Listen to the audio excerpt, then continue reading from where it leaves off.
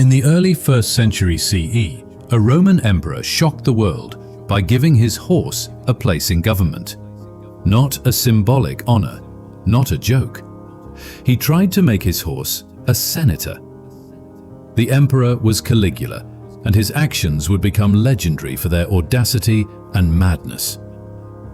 Caligula was born Gaius Julius Caesar Augustus Germanicus in 12 CE.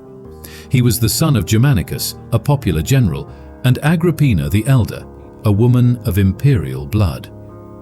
As a child, Gaius endured political turmoil, exile, and the deaths of his family members under the reign of Emperor Tiberius. He survived, and he thrived. In 37 CE, at the age of 24, Caligula became emperor after Tiberius died.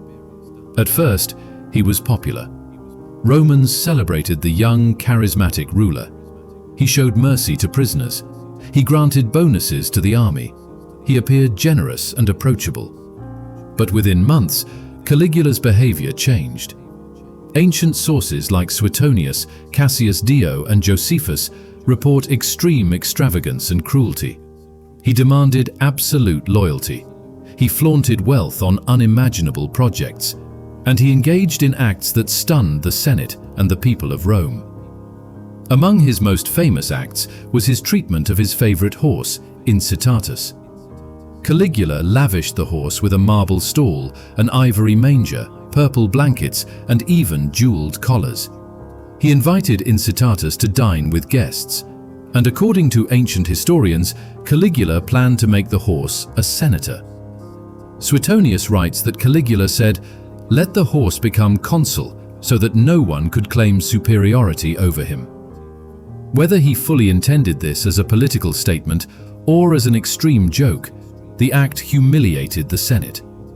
Roman senators were forced to appear subservient to a horse, and it symbolized the emperor's absolute power and disregard for tradition. But Caligula's eccentricities were not limited to horses.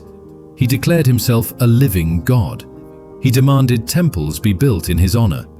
He allegedly forced senators to run errands on his command and made bizarre appointments, like naming a friend as co-consul or appointing officials for absurd reasons.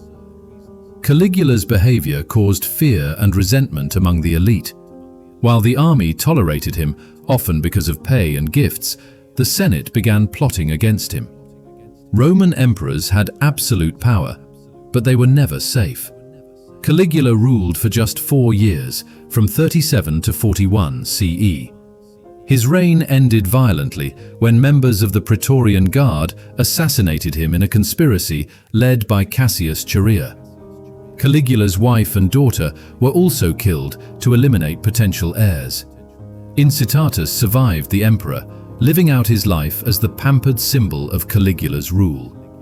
The story of a horse almost made a senator endures as a warning about absolute power and the dangers of unchecked authority. Caligula's life shows the thin line between charisma and tyranny. It reminds us that power without accountability can lead to acts that shock, humiliate, and even terrify. History remembers the emperor, the horse, and the Senate that became a stage for a display of madness. In the end, the story is not about a horse.